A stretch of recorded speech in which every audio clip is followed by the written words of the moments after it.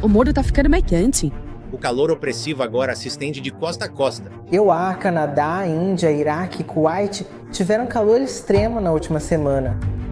Embora os perigos do calor sejam conhecidos, sabe-se menos sobre os efeitos colaterais de se refrescar. O ar-condicionado é um dos maiores consumidores de eletricidade. Ele aquece o planeta. Pelo menos 7% das emissões de gases de efeito estufa vêm do resfriamento. E com as temperaturas provavelmente subindo ainda mais, isso só vai piorar.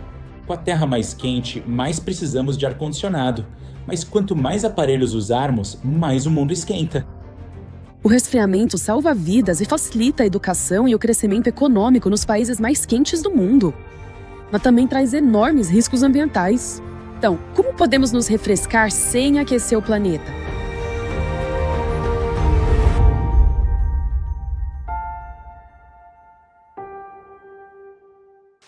Sim, silêncio é a palavra para este novo ar-condicionado RC, a de 1954. Ar-condicionado e refrigeração mudaram o mundo.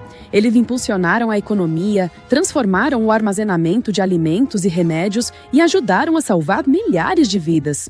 Mas, ao fazerem isso, viraram grandes vilões do aquecimento global. Ares condicionados prejudicam o meio ambiente de algumas formas. Com os ventiladores, eles já consomem 20% da eletricidade usada em edifícios.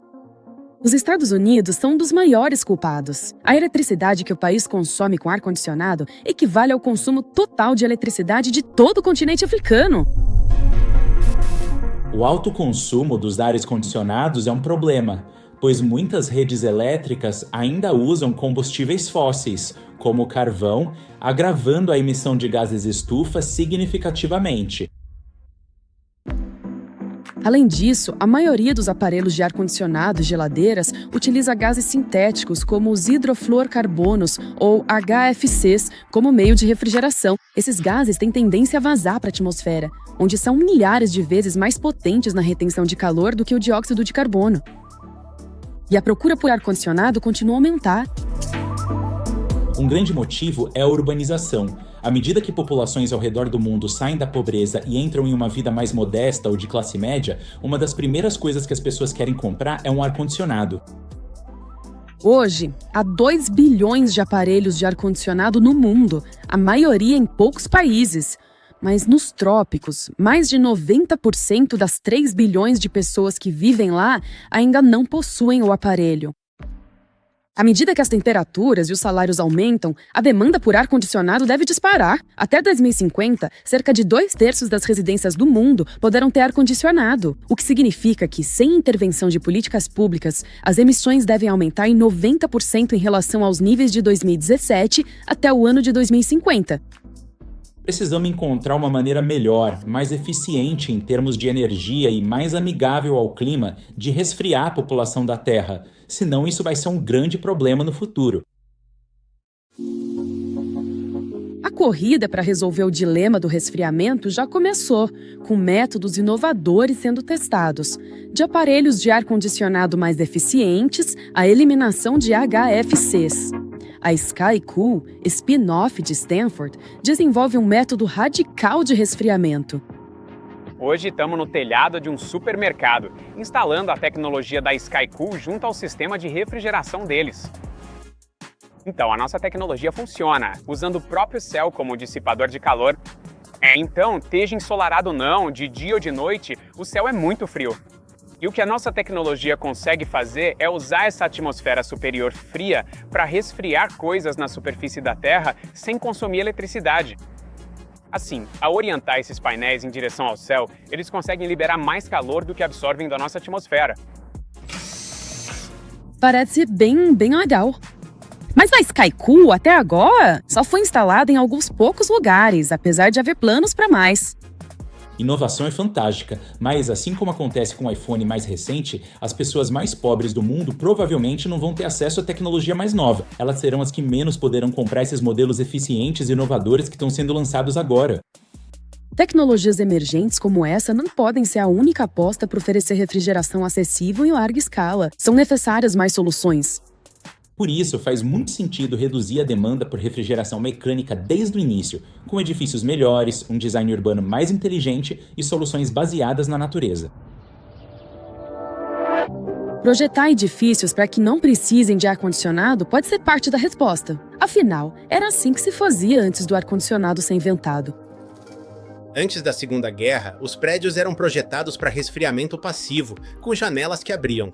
Pensava-se na ventilação e circulação do ar, e nossos padrões de conforto eram diferentes. De 1946 a 1955, quase 1,5 milhão de casas surgiam anualmente nos Estados Unidos. Esse boom dificultou o resfriamento. Depois da Segunda Guerra Mundial, vemos uma explosão no uso do ar-condicionado nos edifícios. A corrida pelos arranha-céus toma conta. Quem consegue ser o mais alto? Quem é o maior? Vira disputa. Não podemos abrir as janelas tão alto, então esses prédios hermeticamente fechados exigem mais resfriamento. Mas hoje, projetos inovadores trazem soluções para resfriar prédios sem usar ar-condicionado. Sede do Centro Global de Adaptação, este escritório flutuante em Roterdã é um marco sustentável. Ele é autossuficiente, aquecido por painéis solares, resfriado pelo rio e construído principalmente em madeira. Então vamos entrar e eu vou te mostrar como funciona. Aqui estamos, na verdade, dentro da fundação flutuante do escritório flutuante. E o que vemos aqui é toda a tecnologia que usamos para resfriar o prédio. Usamos o concreto das barcaças e fazemos isso bombeando o líquido refrigerante por tubos que ficam dentro do concreto. O teto é um teto refrigerado, então pelo teto, na verdade, passam os mesmos tubos que também atravessam o concreto. Então, a água nesses tubos é resfriada pelo concreto e depois é bombeada pelo teto. O Centro Global de Adaptação é o maior escritório flutuante do mundo. Mas, embora o custo exato não seja conhecido, há rumores de que foi caro para construir. E com a temperatura média do verão em Roterdã sendo de apenas cerca de 18 graus Celsius, alguns podem argumentar que manter um prédio fresco nesse clima não é difícil. Projetos como o Centro Global de Adaptação impressionam. É ótimo que existam, mesmo que pela tecnologia de ponta e design bonito. Mas precisamos de soluções escaláveis e acessíveis, implementáveis em qualquer lugar. No Cairo, Egito, onde as temperaturas regularmente ultrapassam 35 graus Celsius, a necessidade de sistemas de resfriamento escaláveis e sustentáveis nunca foi tão urgente. O estresse térmico que estamos enfrentando é realmente um alerta. Sara El Batouti e sua eConsult receberam financiamento da Ashden, ONG de soluções climáticas, por seus projetos de refrigeração. Você pode imaginar a quantidade de material que temos agora. Ela se inspira em técnicas tradicionais de resfriamento que vêm sendo usadas por comunidades há séculos. Se Ao visitar comunidades no deserto ou comunidades rurais no Cairo, você se surpreende com o nível de resfriamento. Eles conseguem isso sabendo exatamente as proporções corretas para construir, como a espessura das paredes. usar essas técnicas antigas em novos edifícios pode cortar drasticamente o uso de ar-condicionado. Para evitar o calor, você não entra do deserto direto para dentro de casa. Você entra por um hall de entrada que é bem escuro e mais fresco do que o deserto. E aí a diferença é 3 a 4 graus antes de você entrar em um cômodo interno. Desde a orientação do prédio até o uso de pedra local que permanece fria, aproveitar o conhecimento local pode ajudar mais comunidades a encontrar alternativas sustentáveis e escaláveis ao ar-condicionado. 4.500 quilômetros ao sul, na cidade do Cabo, África do Sul, adaptações baratas em edifícios já existentes também podem reduzir a necessidade de ar-condicionado. Em uma comunidade, telhados feitos de chapa de ferro ondulada esquentam como um forno durante o verão. Então eles pintaram esses telhados de branco. Da mesma forma que, em um dia quente, você pode usar um chapéu ou roupas brancas para refletir o calor, nossos prédios também podem fazer algo parecido. Só de aplicar um revestimento branco refletivo nesses telhados, conseguimos refletir a maior parte desse calor. E o que isso faz é não só resfriar o prédio, mas também refrescar os vizinhos ao redor. Isso ocorre porque telhados brancos refletem melhor a luz do sol, resfriando o material em cerca de 30 graus Celsius e a temperatura interna em até 5 graus. Menos do que um prédio com o telhado pintado de outra cor. Como Sunza. Prédios sustentáveis não podem ser só para elite, porque o calor extremo não afeta apenas quem está no topo. Ele afeta todo mundo de várias formas diferentes. Então, é preciso ter construções que ofereçam esse tipo de solução para todas as faixas de renda. Embora melhorias simples em paredes, telhados e janelas ajudem a poupar energia, elas não são suficientes. O que se exige são políticas de grande alcance e ambição em larga escala para aplicá-las.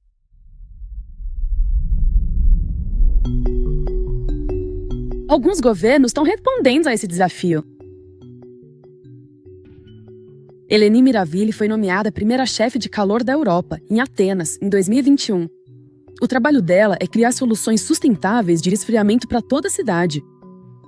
Este verão foi extraordinário no sentido de que começou com uma onda de calor em junho. Tivemos esses incêndios florestais acontecendo ao mesmo tempo. Então, além de ser difícil respirar, o céu estava escuro, as nuvens eram cinzas e vermelhas. Parecia uma cena pós-apocalíptica de um filme. Como em muitas cidades, Atenas sofre com o efeito de ilha de calor urbana. Ocorre pois o asfalto e concreto substituem o verde, absorvendo e liberando calor. Aqui, as médias anuais de temperatura da superfície em áreas urbanas chegam a ser 3,8 graus Celsius maiores do que em zonas rurais ao meio-dia. Eleni tenta mitigar isso, transformando algumas ruas em calçadões arborizados. Então, quando isso mudar e se tornar um corredor verde para pedestres, quem caminhar pela rua vai ter uma experiência diferente, com muito mais conforto térmico, como a gente diz, porque vai realmente parecer até 2 ou 2,5 graus mais fresco do que o resto da cidade. O time de Eleni criará 3 corredores verdes em Atenas em 2 anos. Ela quer aproveitar ao máximo a vegetação refrescante local. Nós temos focado intensamente em preservar e apoiar as áreas verdes que já existem, os parques urbanos e as colinas, zelando pelo bem-estar das árvores e garantindo que tenhamos cada vez mais delas. E, na verdade, reabastecer a natureza que já temos. Estudos mostram que ampliar áreas verdes nas cidades é essencial para baixar as temperaturas e o uso de ar-condicionado. Se conseguirmos criar formas mais eficientes de resfriamento, vamos conseguir reduzir as emissões ligadas aos edifícios, assim como as dos aparelhos de ar-condicionado. O trabalho que a Atenas está desenvolvendo para melhorar o resfriamento da cidade é muito eficaz e precisa ser replicado em outros lugares. O efeito de ilha de calor urbana é um fenômeno sério. A situação só vai piorar e é muito provável que afete principalmente as comunidades desfavorecidas. Diversas cidades estão se adaptando, como Atenas. Paris planeja ter 50% da cidade coberta por áreas verdes até 2030. Medellín, na Colômbia, já ganhou prêmios por seus corredores verdes. E Ahmedabad, na Índia, foi reconhecida por seu plano de ação contra o calor, o primeiro desse tipo no sul da Ásia. Precisamos pensar em soluções que sejam sustentáveis e resilientes. Isso significa que temos que pensar em resfriar toda a cidade, para que os prédios fiquem mais frescos e não precisemos usar tanto aquecimento e resfriamento com aparelhos dependentes de combustíveis fósseis. E isso é extremamente importante porque, se continuarmos assim, de novo, vamos ver apenas temperaturas cada vez mais altas e mais fenômenos climáticos extremos. Para implementar soluções urbanas e nacionais para resfriar o planeta sustentavelmente, exigirá cooperação sem precedentes. Você vai exigir que indústria, governo, setor financeiro e sociedade civil trabalhem juntos. Precisamos tanto implantar as tecnologias mais eficientes que já existem, quanto inventar novas tecnologias. Assim, teremos a oportunidade de permitir que o mundo em desenvolvimento dê um salto para o futuro mais fresco e brilhante. Eu sou Vijay Vaidyanathan, editor global de energia e inovação climática da Economist. Para ficar por dentro de toda a nossa cobertura sobre mudanças climáticas, clique no link. Obrigado por assistir e não se esqueça de se inscrever no canal.